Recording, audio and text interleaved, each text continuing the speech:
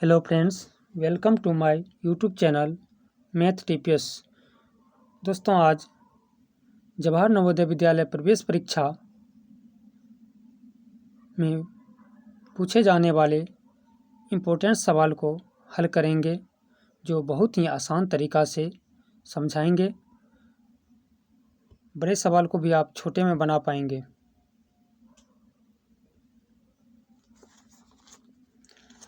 दोस्तों, कोई लक्ष्य इंसान के संघर्ष से बड़ा नहीं, हारा वही जो लड़ा नहीं। कोई लक्ष्य इंसान के संघर्ष से बड़ा नहीं, हारा वही जो लड़ा नहीं। प्रश्न संख्या 1। मोहन ने अपनी संपत्ति का 1/3 भाग अपने पुत्र के लिए और 1/4 भाग पुत्री के लिए तथा शेष अपनी पत्नी के लिए छोड़ दिया। यदि उसकी पत्नी का हिस्सा 15,000 था तो मोहन की पुत्री को कितना धन मिला? किसका निकालना है? मोहन की पुत्री को कितना धन मिला?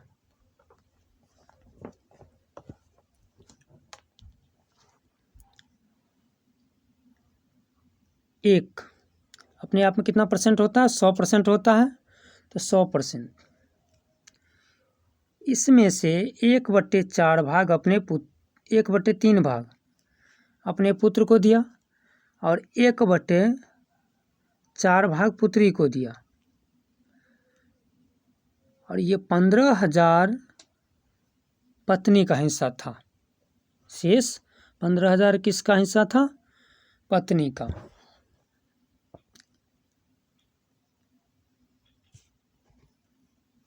3 और 4 का एलसीएम कितना होगा? 4 तिया 12। 4 को 1 से गुना करेंगे 4, 3 को 1 से 3, तो 4 3 7। कितना हो जाएगा? 7 बराबर होगा 15,000। कितना हज़ार होगा? 15,000। अब 12 को 1 से गुना 12 में से 7 घटा लें, कितना होगा? 5। यानी 12 में से 7 घटाएंगे तो कितना हो जाएगा? 5। 5/12 कितना होगा? 5/12 बराबर में हो जाएगा 15,000। 5 इसको कटा लेंगे, 5 तिया 15, 3 0 इस पर रखेंगे तो 1/12 बराबर 3,000। तो 1 बराबर कितना हो जाएगा? 36,000। कितना होगा? 36,000। अब कहा पुत्री को कितना धन मिला? तो पुत्री का हिस्सा कितना था? 1/4। पुत्री का हिस्सा कितना था? 1/4। तो इसमें 1/4 से गुना कर देंगे। 4 9 36, 4 9 36, 3 0। पुत्री को कितना हिस्सा मिला है? 9,000 रुपये। ऑप्शन सी सही है। मोहन ने अपनी संपत्ति का 1/3 भाग अपने पुत्र के लिए, तो 1/3 भाग किसको दिया है? पुत्र को। और 1/4 भाग पुत्री को, तो दोनों को जोड़ लिए। और कुल धन कितना है? 1। इसमें से क्या किए? घटा लिए। तो इसमें से घटाए तो 5/12 हो गया। कैसे हुआ? 1 में से 7/12 को घटाए हैं। 1 में से क्या किए? 7/12 को घटाए हैं। 5/12, 5/12 बराबर 15,000। 5 से काट लिए, 5 तिया 15 यानी 3,000।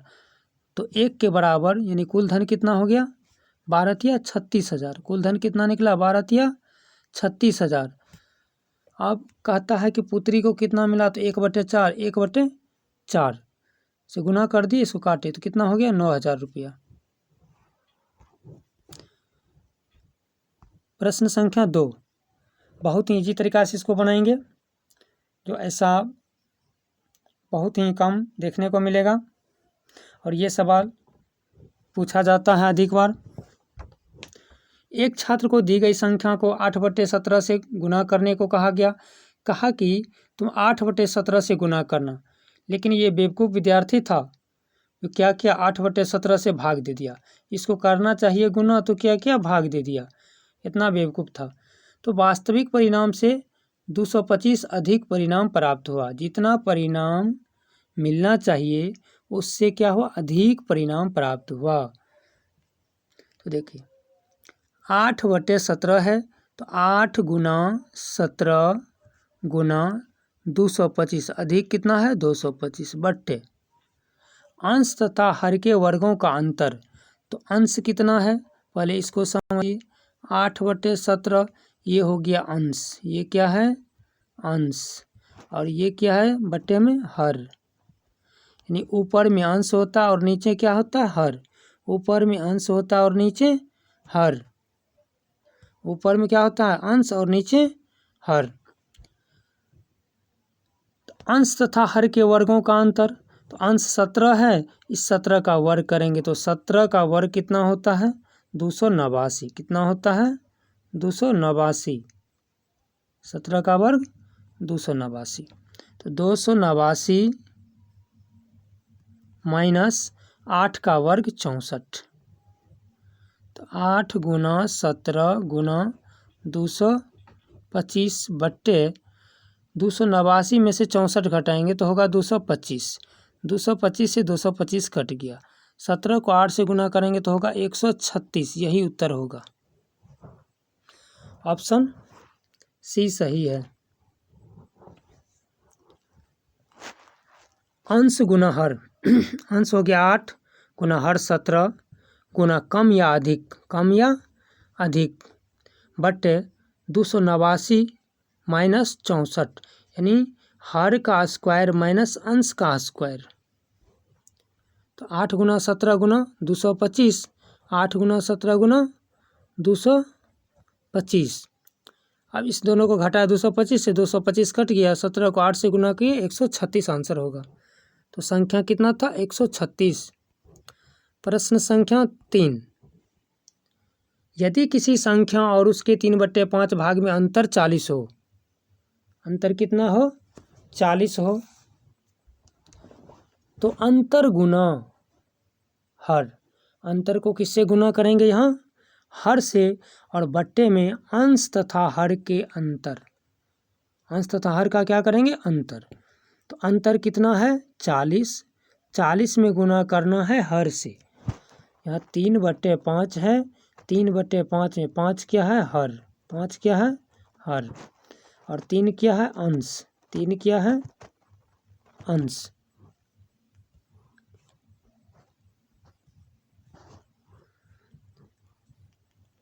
हर में से अंश को घटाएंगे, हर होता है नीचे वाला और अंश होता है ऊपर वाला। तो 5 में से 3 घटा लेंगे, 5 में से 3 घटाएंगे कितना होगा 2, 2 से भाग दे देते हैं। 20 दूना 40, 20 को 5 से गुना करेंगे कितना होगा 100 उत्तर होगा। किस ऑप्शन में है, ऑप्शन ए सही होगा। प्रश्न संख्या 4, यदि किसी धन का 1/5 भाग उसके 1/7 भाग से 20 अधिक है, जिसमें से लगा रहेगा उसमें जोड़ना है, जिसमें से लगा रहेगा उसमें जोड़ना है। तो 1/7 भाग से 20 अधिक है, तो 1/7 भाग से 20 अधिक है, तो 1/7 में 20 को जोड़ देंगे। धन का 1/5, धन का कितना 1/5 बराबर हो जाएगा 1/7 प्लस कहा 20, क्योंकि 20 अधिक है, और अधिक किससे है तो 1/7 से 20 अधिक है। 1/7 से कितना अधिक है 20 अधिक है। अब 1/5 माइनस 1/7 बराबर होगा 20। 1/7 बराबर के दाईं ओर है, तो बाईं ओर आएगा तो चिन्ह बदल जाएगा। यहाँ अभी प्लस में है तो बाईं ओर आएगा तो क्या हो जाएगा -1/7। कितना होगा, अब 7 और 5 का एलसीएम कितना होगा 12, 7 × 5 = 35, 7 × 5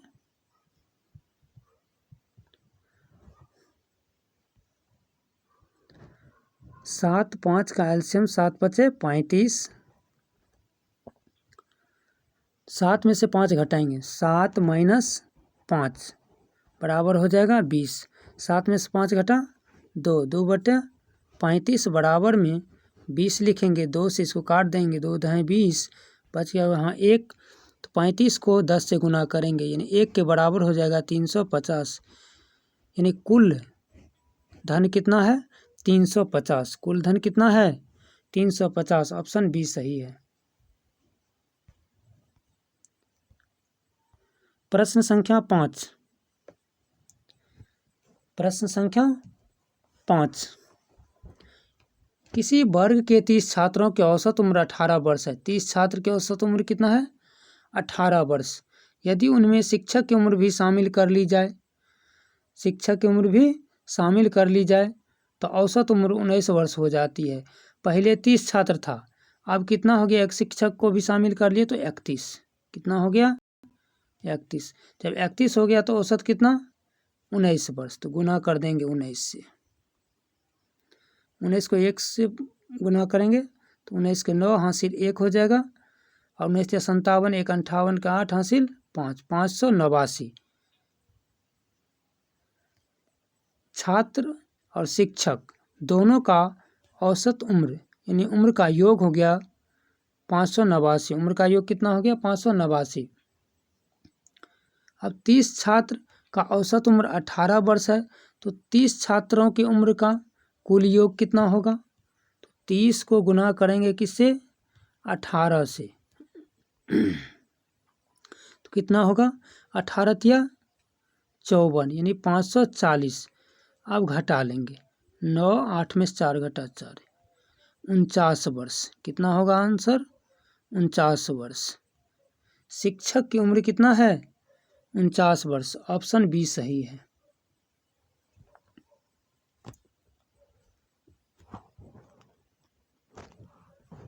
प्रश्न संख्या 6।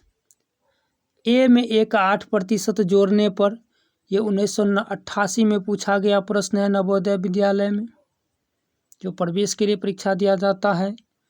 तो ए में ए का 8% जोड़ने पर जो संख्या मिलती है वह ए को किस संख्या से गुना करने पर प्राप्त होगी। तो ए में ए का ए का मीन्स हो गया गुना, तो गुना लिख देते। कितना प्रतिशत, तो 8%। तो ए प्लस ए गुना 8/100। 100 को ए से गुना करेंगे हो जाएगा कितना 100 ए प्लस 8 ए बटे 100। अब 100 ए प्लस 8, तो 108 ए बट्टे में होगा 100। 100 से भाग देंगे तो 2 अंक के बाद दशमलव होगा, क्योंकि 2 जीरो बट्टे में है तो दाईं ओर से गिनती करेंगे, 2 अंक के बाद दशमलव लगाना है 1.08 ए। तो कितना से गुना करना पड़ेगा 1.08 से गुना करना होगा। तो ऑप्शन हो जाएगा ए। ऑप्शन ए सही है। प्रश्न संख्या 7। किसी परीक्षा में उत्तीर्ण होने के लिए एक परीक्षार्थी को पूर्णांक के 33% अंक प्राप्त करने हैं। उसे 220 अंक मिले और वह 11 अंक से अनुत्तीर्ण यानी फेल हो गया। तो परीक्षा में पूर्णांक क्या था, कितने मार्क की परीक्षा हुई थी। पूर्णांक निकालना है तो 33% बराबर 220। 220 अंक तो प्राप्त किया इस छात्र ने, लेकिन 11 अंक से अनुत्तीर्ण हो गया यानी फेल हो गया। जब 11 अंक इसको दे देंगे तो ये छात्र पास हो जाएगा। प्रतिशत में पास होने के लिए कितना 33% और अंक में कितना तो 231। तब निकालेंगे 100%, क्योंकि कुल पूर्णांक पूछा जा रहा है। तो 100% बराबर हो जाएगा 220 और 11 को जोड़ दें, कितना हो गया 231 बट्टे में 33, गुना कितना से करना है तो 100 से। 33 को जब 7 बार गुना करेंगे तो 231 होगा। 33 सत्ते 231, 7 को 100 से गुना करेंगे तो 700 होगा। पूर्णांक कितना था 700। आंसर बी सही, ऑप्शन बी सही होगा। प्रश्न संख्या 8, एक फल विक्रेता ने 60 संतरे रुपया 10 में 12 के भाव से खरीदा। 12 के भाव से खरीदा तो 12 संतरे का क्रय मूल्य, 12 संतरे का क्रय मूल्य 10 रुपया। तो 60 संतरे का क्रय मूल्य कितना हो जाएगा 10 बट्टे 12 गुना 60, 12 पंचे 60, 10 पचे 50, ये 50 रुपया क्या निकला है CP, यानी क्रय मूल्य। क्या निकला है क्रय मूल्य।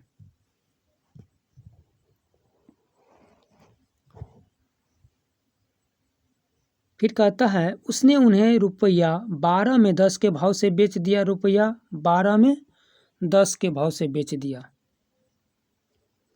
तो 10 संतरे का विक्रय मूल्य 12 रुपया, तो 60 संतरे का विक्रय मूल्य कितना होगा 12 बटे 10 गुना 60, 0 से 0 कट गया, 12 छके 72, यानी SP विक्रय मूल्य कितना निकल गया 72 रुपया।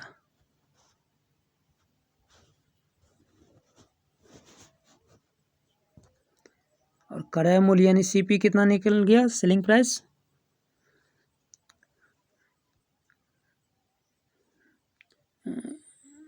क्रय मूल्य निकल गया 50 रुपया। क्रय मूल्य कितना निकला है, कॉस्ट प्राइस हो गया 50 रुपया। अब प्रॉफिट बराबर होता है SP minus CP, selling price minus cost price. Selling price कितना है 72, 72 में से 50 घटा दें, कितना निकल गया 22 रुपया। 22 रुपया लाभ हुआ, 22 रुपया लाभ। और लाभ कब होता है जब विक्रय मूल्य बड़ा हो तो लाभ होता है, जब विक्रय मूल्य बड़ा हो तो लाभ होता है। एक यहाँ सूत्र देख लीजिए, जब लाभ दिया हो, जब लाभ दिया हो तो ऐसी स्थिति में विक्रय मूल्य बड़ा होता है। कौन बड़ा होता है विक्रय मूल्य। विक्रय मूल्य बड़ा होता है यानी SP बड़ा होता है तो CP plus P, CP plus P, क्योंकि विक्रय मूल्य तो बड़ा होता है तो क्रय मूल्य और लाभ दोनों को जोड़ देंगे तो विक्रय मूल्य के बराबर हो जाएगा। विक्रय मूल्य बड़ा होता है और क्रय मूल्य और लाभ को जोड़ देंगे तो विक्रय मूल्य के बराबर हो जाएगा। तो इस लाभ की स्थिति में याद रखिए कि विक्रय मूल्य जब निकालना हो तो जोड़ते हैं, विक्रय मूल्य जब निकालना हो तो क्रय मूल्य के साथ लाभ को जोड़ते हैं। बाकी जब लाभ निकालना हो तो घटाते हैं, और क्रय मूल्य निकालना हो तब भी किसका काम करते हैं घटाने का काम करते हैं। अब यहाँ से लाभ निकालेंगे तो SP माइनस कितना हो जाएगा CP, और जब CP निकालना हो तो SP में से क्या करेंगे लाभ को घटाएंगे, SP में से लाभ को घटाएंगे।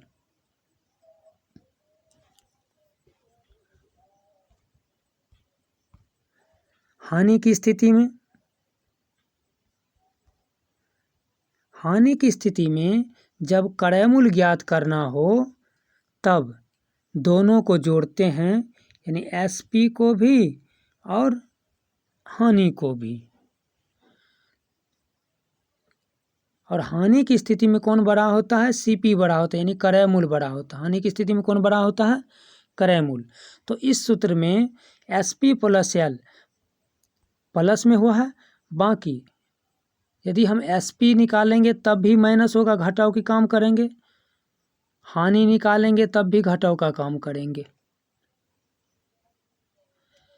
हानि की स्थिति में CP निकालने के लिए जोड़ते हैं। हानि की स्थिति में CP यानी क्रय मूल्य निकालने के लिए शेष दोनों को जोड़ते हैं और बाकी सबको क्या करते हैं, घटाते हैं।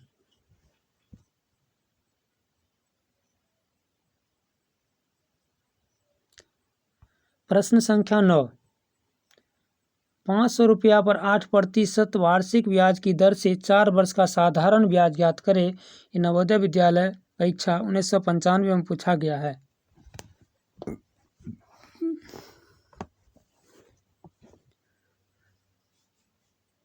SI बराबर क्या होता है सूत्र, PRT बटे 100, PRT गुना बटे 100 में। अब मूलधन कितना दिया है, 500, मूलधन 500, तो P के स्थान पर 500 रखे और R कितना दिया है, 8% यानी दर 8%। समय कितना दिया है, 4 वर्ष बटे 100। इस 2 जीरो से 2 जीरो कट गया। 5 को 8 से गुना करेंगे, 8 पंचे 40, 40 को 4 से गुना करेंगे तो होगा 160 रुपया। तो ब्याज कितना निकल गया, SI सिंपल इंटरेस्ट 160 रुपया। ऑप्शन डी सही है। प्रश्न संख्या 10, इस सवाल को हल करने से पहले कुछ इम्पोर्टेंट्स बात इसे समझिए। मीटर पर सेकंड को किलोमीटर में बदलने के नियम को समझिए। यदि 5 मीटर पर सेकंड हो, 5 मीटर पर सेकंड हो, तो इसको किलोमीटर में बदलने के लिए क्या करेंगे। जब 5 मीटर पर सेकंड रहे तो एक बार में लिखना है 18 किलोमीटर प्रति घंटा। कैसे लिखेंगे सो समझिए। 5 मीटर पर सेकंड है, इसको किलोमीटर प्रति घंटा में जब बदलेंगे तो बड़ा में जाना है, तो ऊपर में बड़ा को रखना है, नीचे में छोटा को। तो 5 से 5 कट गया, कितना रह गया, 18। इसी 18 को लिखे, लेकिन समझिए दूसरा तरीका।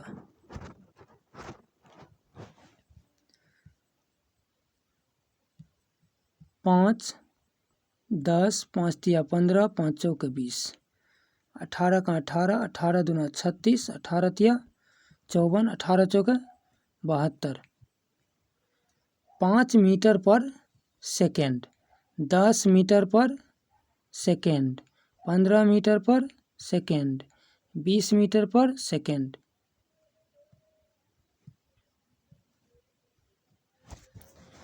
18 किलोमीटर प्रति घंटा, 36 किलोमीटर प्रति घंटा, 54 किलोमीटर प्रति घंटा और 72 किलोमीटर प्रति घंटा। देखिए 5 को एक बार पढ़े तो 5 मीटर पर सेकेंड हुआ, तो 18 के पहाड़ा को भी एक बार पढ़ेंगे। 5 के पहाड़ा को एक बार पढ़े तो 18 के पहाड़ा को भी एक बार पढ़ेंगे, तो ये किलोमीटर प्रति घंटा में बदल जाएगा। 10 मीटर पर सेकेंड होगा और इसको किलोमीटर प्रति घंटा में बदलना हो, तो 5 के पहाड़ा को कितना बार पढ़ने से 10 हुआ, तो 2 बार पढ़ने से 10 हुआ। तो 18 के पहाड़ा को भी 2 बार पढ़ेंगे, 18 दूना 36, तो ये हो जाएगा 36 किलोमीटर प्रति घंटा। फिर 5 के पहाड़ा को कितना बार पढ़ने से 15 होता है, तो 5 के पहाड़ा को 3 बार पढ़ने से 15 होता है। तो 18 के पहाड़ा को 3 बार पढ़ेंगे तो 18 तिया 54 होगा, 54 किलोमीटर प्रति घंटा। 20 के पहाड़ा 5 के पहाड़ा को कितना बार पढ़ने से हुआ, 4 बार, 5 चौके 20, इसको किलोमीटर प्रति घंटा में बदलेंगे तो 18 के पहाड़ा को 4 बार पढ़ें, 18 चौके 72 किलोमीटर प्रति घंटा। अब इस सवाल को हल करते हैं। एक रेलगाड़ी की लंबाई 150 मीटर है, ये लास्ट सवाल है। एक रेलगाड़ी की लंबाई 150 मीटर है। यदि गाड़ी की चाल 60 किलोमीटर प्रति घंटा हो तो कितने समय वह टेलीग्राफ के एक खंभे को पार कर जाएगी। सबसे पहले 60 किलोमीटर प्रति घंटा को मीटर पर सेकेंड में बदल लेते हैं, तो 60 गुना मीटर पर सेकेंड में बदलना है, तो मीटर पर सेकेंड में बदलने के लिए 5/18 से गुना करेंगे। 6 तिया 18, 6 दाएँ 60, 10 बचे 50 बटे कितना हो गया 3 मीटर पर सेकेंड। मीटर पर सेकेंड। गाड़ी के द्वारा किसी खंभे को पार करने में लगा समय होता है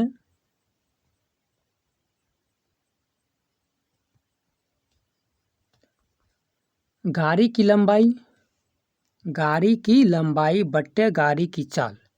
गाड़ी की लंबाई बटे गाड़ी की चाल, तो गाड़ी की लंबाई 150 है और गाड़ी की चाल कितना निकला है 50/3। कितना लिखेंगे यहाँ 50/3, तो 150 और ये 3 चल जाएगा ऊपर, बट्टे में रहेगा कितना 50, 50 तिया 150, 3 को 3 से गुना करेंगे कितना होगा 9 सेकेंड। उत्तर कितना सेकेंड होगा 9 सेकेंड।